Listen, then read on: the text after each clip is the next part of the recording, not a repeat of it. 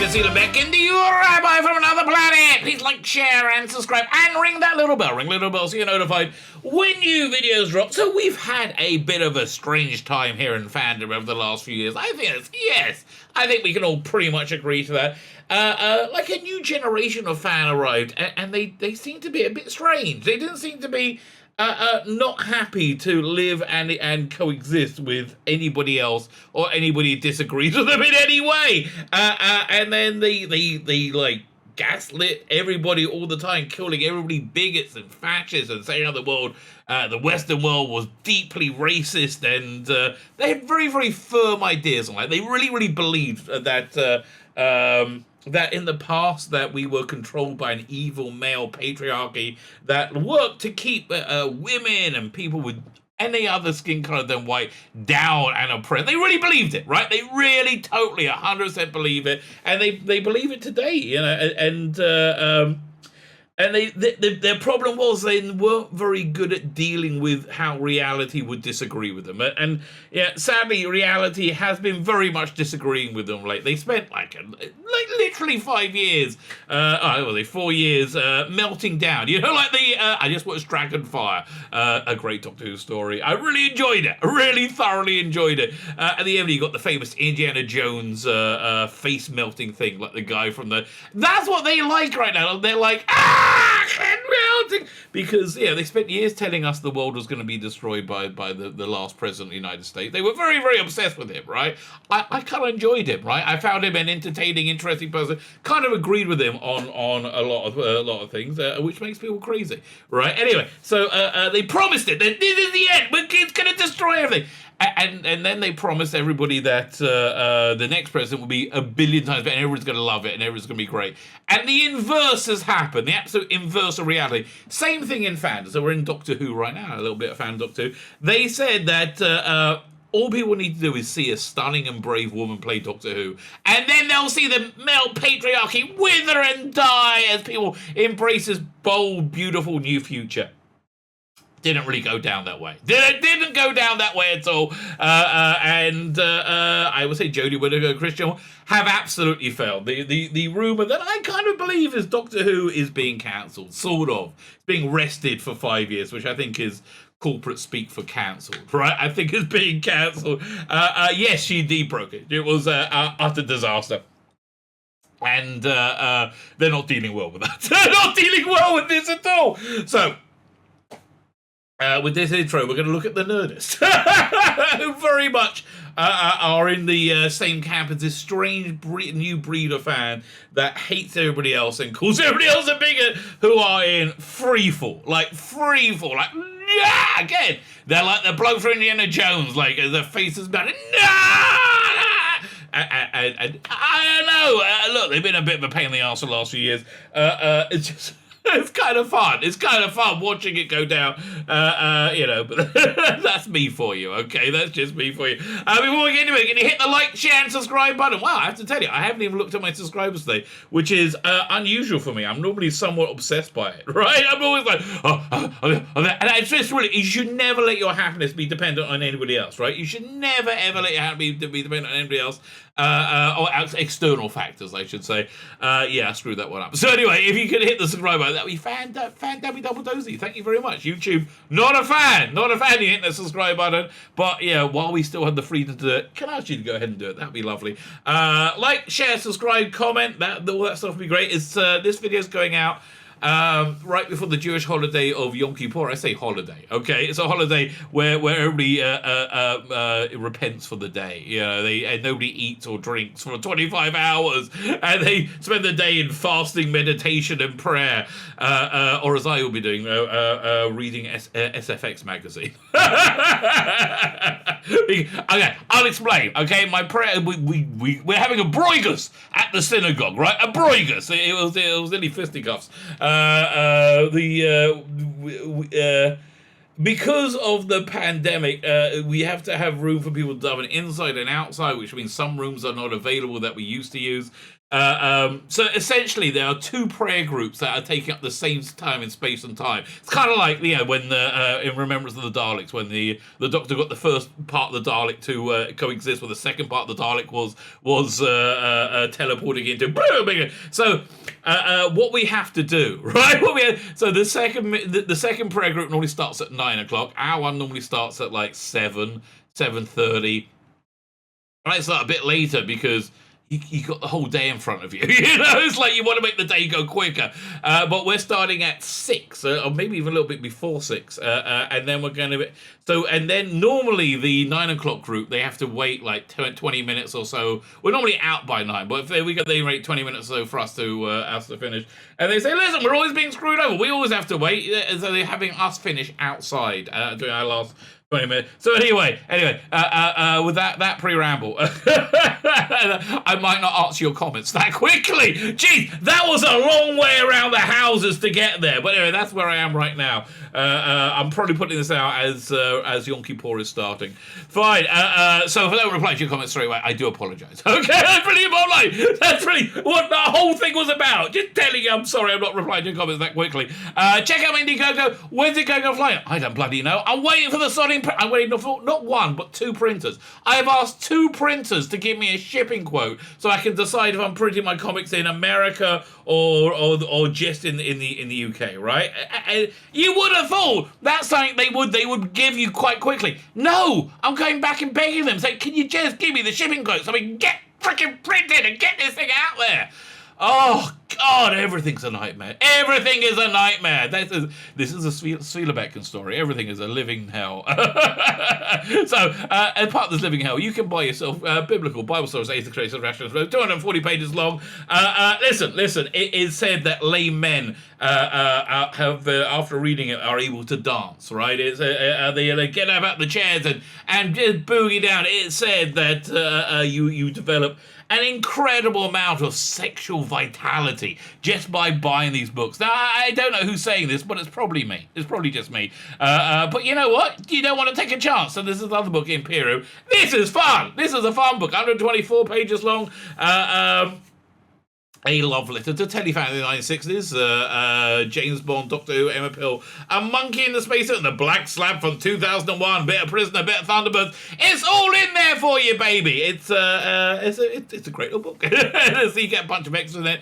Then you get like all the extras. You get this wonderful poster, Noble Savage. Listen, I promote this stuff all the freaking time. You know what you know what's on it. Go check out the video notes if you want it. It's there until the printers decide to tell me if they just answer the basic question for me. That'd be really, really nice. Fine. Let's look at this article then by the Nerdist. The Nerdist going, no! Doctor Who's first female Doctor deserves better! Well, I think anybody deserves better, but not because she's the female Doctor first or otherwise. I think everybody deserves better than those scripts that Chris Chibnall got, which were very bad. You know, if I was going to quantify them, I will say they are very bad. Oh, a bit of coffee. Oh, okay, let's get to it. Who says that? Cuomo, isn't it? On let's get after it. That's the Cuomo who hasn't been disgraced. Well, the only constant Doctor Who is change. No! God, the idiot refrain. Doctor Who is all about change. No, the TARDIS, that's a constant. I would say that's constant. I would say the Doctor, up until Jodie Whittaker, was a constant. The Doctor being a dynamic, anti-authoritarian authority hero, right? I think absolutely that was constant Doctor Who up until Jodie Whittaker. So now that's gone. I would say pretty much the TARDIS. The TARDIS is a constant. You know, Doctor being a Gallifreyan, a Time Lord for Gallifrey. Well, that really only came in the War Games. So say okay. I think the Doctor's character, being an anti-authoritarian authority. That's the real core of the show, right? That is that schism, that juxtaposition is replicated in every part of the show. You know, he's very egalitarian and he wants you to go and make the tea for him. You know, it's like there's lots going on. You know, he hates the military and always kinds of it works with them, you know. So what can I tell you? There's no other series on television that has the concept as firmly baked in the DNA, or that Twilight Zone. Remember that? Every episode was different. No? Okay, fine. And it spent as long teaching its fan base that what matters aren't so much the faces on our screens, but the themes at the show's heart. Yeah, that's why everybody hates this era of Doctor Who, darling, right? This is why she's been an utter failure. Travel hopefully. Again, these idiots just like spew out stupid words put together that makes them feel good. Travel hopefully. What does that mean? Oh, I hope I'm not raped and murdered. Yeah, I do that too. Right? What does travel hopefully mean? Be kind. Well, again, my guess is the person who wrote this and the Nerdist in general are not kind people. I think they are. They like to be seen to be kind, especially the people they see as being inferior to them, because they're a bit bigoted. These type of people. But like somebody who disagrees with them, somebody who says, well, you know, I think there are essentially two genders and, you know, not that much in between for the vast majority of people, right? They're not that kind to those people. Make your story a good one. Well, that's certainly something that we haven't done in this season of Doctor Who. Make your story a good one. Therefore, the announcement that Jodie Whittaker will be leaving following her third season. Plus a few specials. In the third isn't exactly shocking, okay? I think the level of her failure. That's the thing that was exactly shocking. God, look at her. Every time I see her, I go, she looks so shit as Doctor Who. It's breathtaking. I mean, like without fail. Where was it? In the TARDIS, isn't it? Well, saying farewell to any actor who has played the iconic character is always bittersweet. No, we're boogieing, baby. We're rejoicing. That changes how the show stays fresh. But Whittaker's departure somehow feels more disheartening. Yes, because you said she was going to change the world and she's failed completely. Yes, you are disheartened because you're crazy, mate. Crazy. And you know, here's the incredible thing. I saw Twitter last night. Somebody, or this morning, somebody atted me because they want to make but they atted me and they also blocked me at the same time. They were saying, well, what were the NMDs? And oh god, they're obsessed with calling fans that don't agree with them NMDs. Like, here's the stands for not my doctor. Look, here's the truth, mate. There are no NMDs. There are Doctor Who fans, and you weirdos. Okay, that's basically it. There are no NMDs. Okay, but yeah, you said it was going to be the bestest thing ever. Oh yeah. So you're like, oh, yeah. What would people like the Rabbi from another planet think about Brigadier Bambera if they came out and say? Because they just assume, because they're baby brain morons, that and they can't see beyond skin color, that we're also baby brain morons and also can't say, no, I like Brigadier Bambera. I thought it was, and actually I kind of like Keadu Alefred Stewart as well, the half African granddaughter of Brigadier Alefred Stewart. They were in the New Adventures. It was invented by Ben Aronovich, I believe. Yeah, look, that was pretty cool. What I don't like is when you use black people as purse puppets, when you use black people to make yourself feel superior. I think that's bigoted. I think that's racist. But I understand. You are baby brain morons and you cannot understand. But here's the thing, because they're baby brain morons, they will never amend their view to fit reality. They will always go, well, reality is not real. Not real. Not real. First one, part of that is because 13 is the franchise's first female doctor, and again, that you're focusing on that makes you into a bit of a loser. A long hope for a shift that's surprisingly difficult to let go of. Why do you think that the next one won't be female? Oh, right, no, the next one won't be female because the next one won't be. I don't think there's going to be a 14th Doctor. At least, not in the short run. We're all assuming that the next Doctor is going to be a man, yes? I think you are, right? Because, again, and the reason that you're assuming it is because Jodie Whittaker has utterly failed in the role of the Doctor, and all through her own choices, right? She chose not to research it, and idiot Chris Chibnall chose to tell him that that's a great plan. That is a great plan that you should be doing more of. It is also because it still feels like we barely know her at all. Yeah, there's no character to the 13th Doctor. She is a vagina that pretends that she wrapped around a rainbow, right? That's about basically it, right? She has no characteristics whatsoever. There's nothing interesting about her whatsoever. She's never had a stand-up Doctor moment because it's just not very good. With 2 seasons behind it and one to come, 13 still lacks anything that might be called a clear narrative arc. That's not true. That's not true. The TARDIS Child is a very clear narrative arc. What are you talking about? TARDIS Child is a very, very clear narrative arc. It's just a shit one. What do you want me to tell you? Right, and she's like, and they're pulling it out, they're putting it together badly. Yeah, like, ooh, I'm not what I thought it was. I better scrunch my face up a bit. Okay. Her inner life remains largely closed off from both her and from both her companions and the viewers watching at home. Yeah, because it's written by Chris Chibnall, doesn't know what he's doing. For every It Takes You Away, which was shit, whose weirdo omnidimensional god frog reflected the Doctor's experience back to us in new meaningful ways. So lonely. But still striving always to be kind. There, again, she doesn't. I've seen instances of her where she absolutely doesn't strive to be kind at all. It's I think being horrible to people she thinks are don't align with her politically is being kind, but she's not kind at all. But still striving to be kind. There are half a dozen others where 13's feelings remain a mystery to almost everyone involved.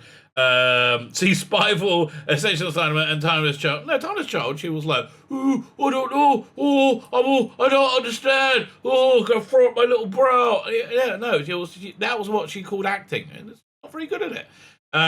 Doctor Who should absolutely be applauded for finally putting a female Time Lord at the helm of the TARDIS. No, I think applauding it is the absolute worst thing to do for it. You don't applaud people for being idiot bigots, right? You don't applaud that at all. It's a bad idea. Which was the whole essence of casting Whittaker. That basically it's all that mattered was being a woman. How do we know that? Because the characterizations in the scripts were non-existent, right? Which is you just said in the paragraph above. So I think we all agree on that one. But as we start to consider the legacy of the 13th Doctor, the destruction of Doctor Who, and what Whittaker's run means for the larger scope of the show's history, she's the one who ends it, it's not difficult to conclude that folks in charge, be it showrunner Christian or larger BBC overlords or some mix of both, never quite knew what to do with her, and that's a real shame. Yes, again, they only cared about identity politics. That's the only thing on their radar. Genuinely the only thing they gave a damn about. Not story, nothing, no, just this is why we're going to have Phasmin. We are so going to have scissoring in the TARDIS. Good for them.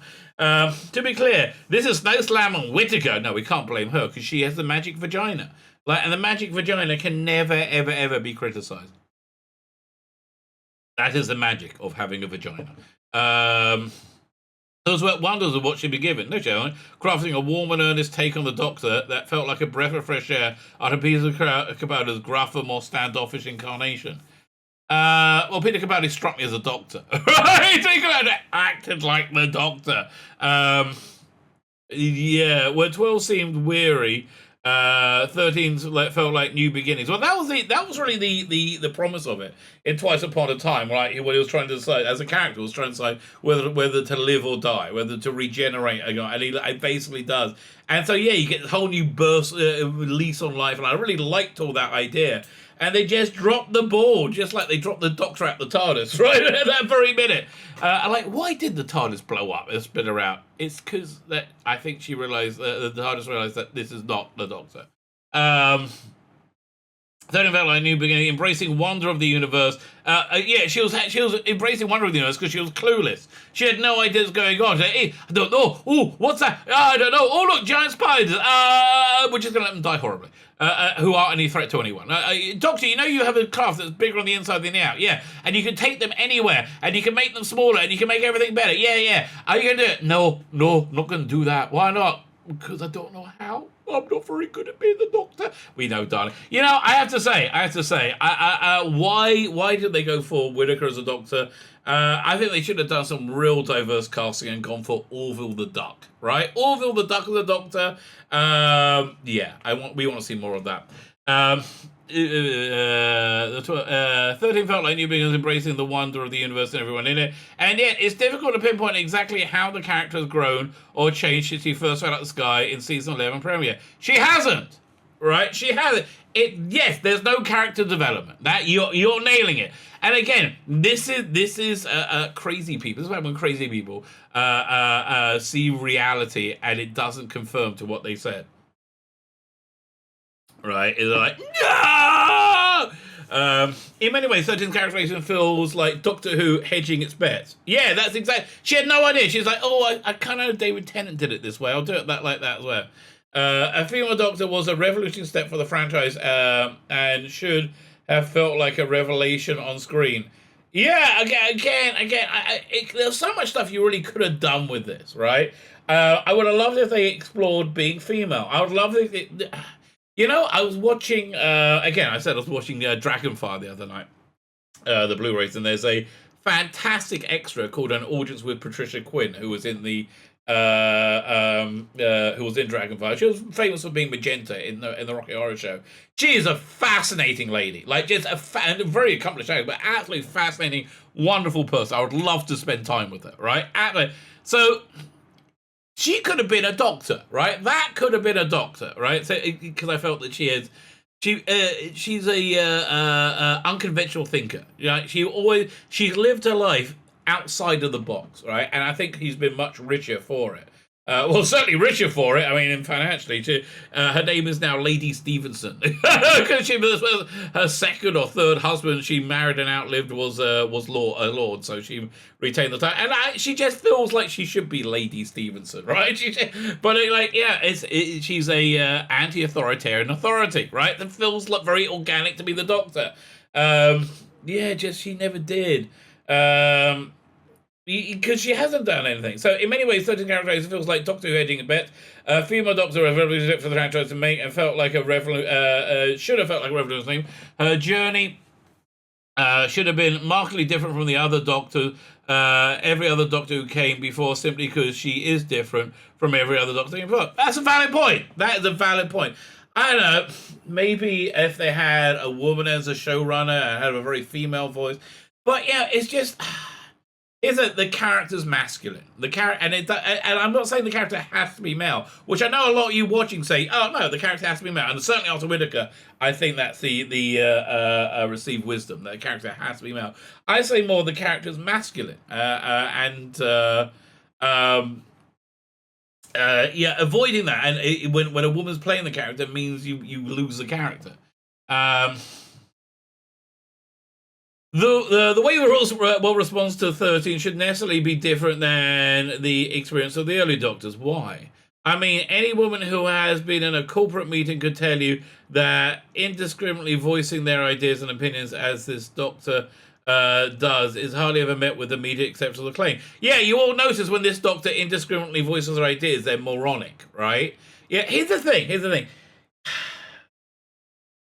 Women and everybody has the right to voice their ideas. However, men often will say, I think that idea is stupid, if that idea is stupid. Do you remember that time in Doctor Who when Jodie Whittaker's Doctor realised that the humans were making their own Daleks and they were going to take over the world and they're really super dangerous, so she had a brilliant plan of calling much more dangerous Daleks to kill the less dangerous Daleks, and then she'll kind of work out what to do from there, right? That's a dumb plan. You can voice that. You can voice that idea, but it's dumb. You know, like that time when Captain Jack comes through time and space and tells you the important message, do not give the Siberium. to the lone Cyberman. Don't do that under any circumstance. It will destroy the human race. You know when you had that, and when you had the idea to give it to the last Cyberman, Siberia, you remember that idea? It destroyed the human race. That was a bad idea. That was a bad idea. I honestly, I'm sorry if you're in a corporate environment and you say something stupid and somebody goes, "Well, that's dumb." Yeah. Here's what equality is like, right? We treat you the same as other people. We don't worry about your little girly feelings, which seems to be what you're complaining about right here, right? You say, but they were mean to me because I just said we should have cucumbers instead of pencils, and everybody laughed, and now I feel inadequate. Yeah, okay, you said something stupid, darling, okay? Having a vagina isn't a magical protection from people taking the piss out of you when you say something stupid. The idea that groups of men, whether they're world leaders or random bar patrons, would ever respond to a woman running up to them and giving them orders by quickly doing what she said with no question, pushback, or outright belittlement feels laughably naive. They wouldn't do that if a man did that either. Yeah, okay. Why? Again, why do you think that should happen? You're out your mind. That's why. You're out your bloody mind. The Doctor may hail from a race of beings that don't really acknowledge gender as a construct. Well, that's for the last... I think from the time that the BBC's inclusivity and diversity policy came into effect, right? No, and not before, right? It seems to me that Time Lords did view gender as a social construct. And quite a rigid one at that. What the planet she loves very much does, and Doctor Who's overt refusal to even vaguely acknowledge the difference in ways human beings are more likely to respond to her now as 13 than they did as 12 is deeply frustrating. You know, I think they're making a valid point there as well. It's like, you actually really could have dealt with sexism, right? And you go back to the 60s or whatever. You could have dealt with sexism, but by trying to pretend this world that we live in right now, the Western world, is in any way sexist, you're insane. The most privileged people in the history of our species are blonde, college-educated women, i.e., Jodie Whittaker. I think being black makes you more privileged now. Being a black and trans, whoa, oh, very very heady.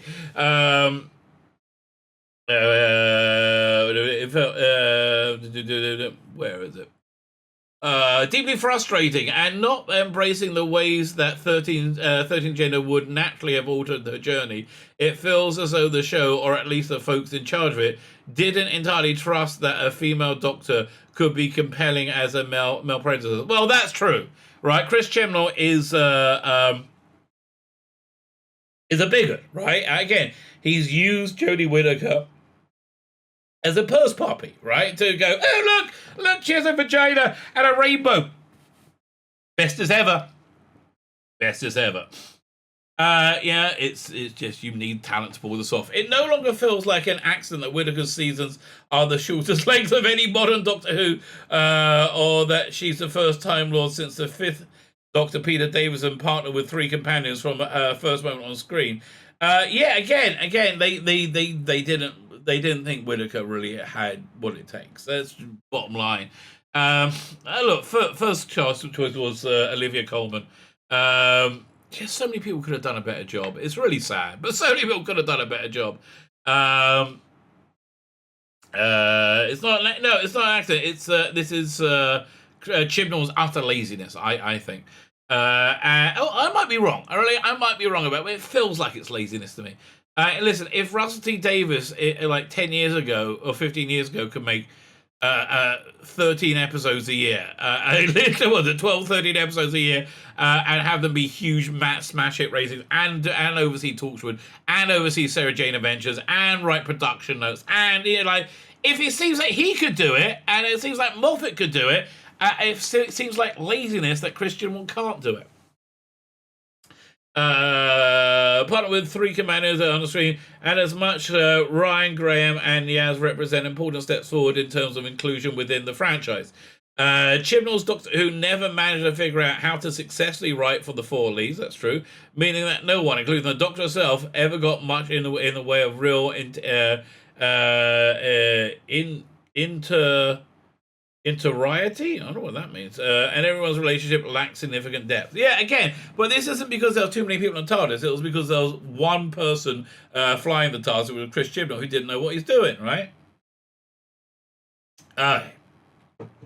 It's also Whittaker whose Doctor has yet to have any true showcase episodes like Capaldi's Heaven Sent and David Tennant's Midnight. Oh, Midnight's a great episode. Loved Midnight. Oh, so good. Or even Matt Smith, the Doctor's wife. Yeah, the sort of era-defining installment that allows the viewer to understand the iconic character in a new way.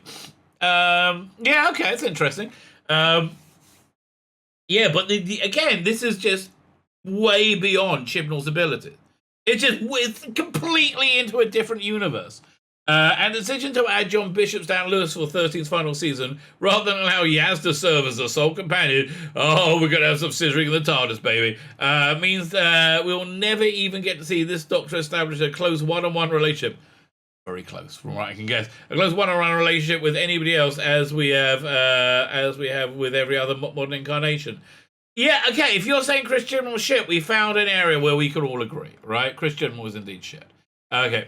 Historically, commanders are used as audience surrogate to explore and react to the many worlds the Doctor is capable of showing us. Yeah, now they're used to react to the world that the people who make a Doctor Who live in, and say, look, we got a black person, we got a brown person, we got a white person, and we got lady people. Oh, we're all so diverse. Look at us. Oh, I want to go flick my button. Oh, I'm being so diverse. Calm down there, darling. But it's also through a connection with these characters, we're able to see the Doctor herself change and grow as a character. Yeah, that is true. I tell you, you do. You can tell the difference in performance. David Tennant, for example, he has his performance weighted differently depending where he is in his life cycle. If he's like the Dalek Universe audios, which have annoyed me to no end for not having Daleks in them, certainly have a later Tennant in them, and you can really feel he's a later Tennant. And there was a real character arc with that growth with that Doctor. I think same too with Matt Smith. Definitely says same too with Capaldi. But again, these are very talented individuals, and not people just hired because of their genitalia, right? And I would say when you hire people basically because of their genitalia, you're gonna get boring crap, right? You're gonna get stuff that fails, which is what we got. That's 9 finding joy again through Rose, or 12 slow path to opening his heart with Clara. But the 3 companions in the TARDIS are and only 15 minutes of story to go around each week. There's little chance for similar ratios to truly develop. Again, nonsense. We had Rory, we had Amy in the TARDIS at once. Even when you had, what's her name, and River Song, there was a 3-person TARDIS team. You had Captain Jack, you had Rose, you had Jackie Tyler. You had this massive extended cast of characters. You know, you had Bernard Cribbin. You had this massive extended cast of characters. All of these people were well-drawn, three-dimensional heroes that we all loved. Right. It's just crazy. Yeah, no, it's not about the number of characters. It's about bad writing and bad production. Yeah. Truly developed. Again, Bernard Cribbin's relationship with the 10th Doctor, how much time did they have on screen? And it truly developed. I mean, like, heartbreaking is that regeneration. Where we're like, you know, he'll knock 4 times, and it's Bernard Cribbins, he doesn't realize he's doing it, right? And he's like, begs the Doctor not to go in and kill him. Doctor's like, it's my honor, right? It's freaking awesome, right? Now, again, fantastic writing. That it's just beyond the ability of Chris Chibnall. So truly, by the time 13 actually has a big emotional conversation with Ryan, his Revolution of Dalek. He's already 1 foot out the door. Yeah, he's like, boy, I don't know what this show is that's going to be on HBO Max, but man, I do hope I do hope he's able to wash the stank of this Doctor Who off him. He seemed like a pretty good actor, actually, a really decent bloke. I don't know. He didn't seem like a dick, but I do like his exit. He was like, I think I'm gonna go now. Bye. You're a bit of a pain in the ass, quite frankly, Doctor. And then we had the weird vision of Grace appearing above the. Just weird. I don't know. And as a result, it seems as though this Doctor will forever exist a few steps apart from those who are ostensibly closest to her. Yeah, well, this Doctor's not going to exist at all for me. I am. Soon as it's over, it's just gone from headcanon, isn't it? Like, we don't have to think about it ever again. And it'd be so funny if they have killed it, which I really think they have. And from the audience that's from the audience that's watching Avengers, ostensibly, okay, ready that go back a line or two. A few steps apart from those who are ostensibly close to her, and from the audience watching her Avengers, uniquely resistant to sharing any significant parts of herself with those she travels with. She tends to deflect any remotely emotional loaded question and avoids discussing the basics of Time Lord culture or biology. Yeah, again.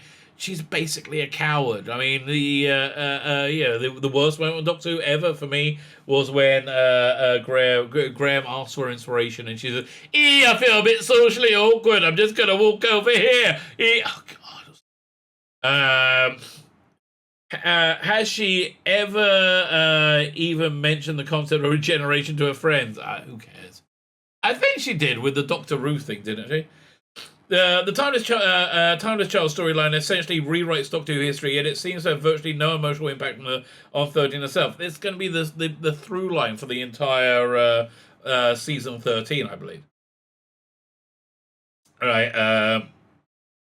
So hope springs eternal that the show will somehow address how she truly feels about this in Whittaker's final season. That's what it's all about. That's from what I can tell.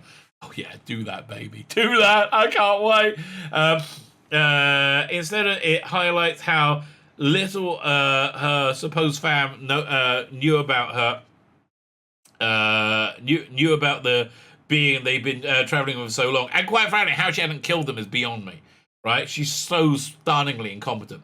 13's revitalizations, 13 revitalized rivalry with the Master, one of the few season 12 plots explicitly centered on her character, goes largely unexplained, and her more problematic choices like deciding to wipe Ada Lovelace's mind are unexplored. So, because they don't think these things through. Because they're not very good at their job. Okay, it's not hard. None of this is complicated, okay? None of this is tricky to work out. Chibnall's Doctor has given us some of the best historical episodes of the modern era in Rosa. Garbage. Deals of Punjab, even worse. And The Haunting of Villa Diodati, even worse than the other two. Unbelievable. And season 11, Witchfinders. Witchfinders probably could have been a good episode if Russell T Davies or Stephen Moffat was the showrunner. I think that could be probably whipped into shape. And oh God, Joy Wilkinson, for God's sake, who wrote the episode, can you just put some makeup on whenever you revel in your looking like your face has been sandpapered down. I'm like, oh God, this is not male patriarchy to not make yourself look vile. Oh God. And bottom line, no one's happy about this, right? That is right. Explicitly wrestles with the way her experience of the world changes as a woman versus which is about again valid point, and one of many things they screwed up here.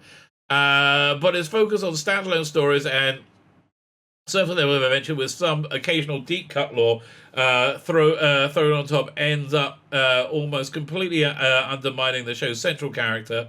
And since the Doctor is one piece of Doctor Who that always goes on, this is a problem. Yes!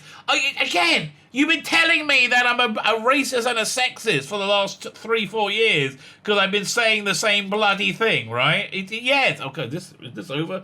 Oh, thank God. You've been telling me that I'm like a deplorable, evil person. And now you go, oh, yeah, but everything you said happened to be right. Oh, God.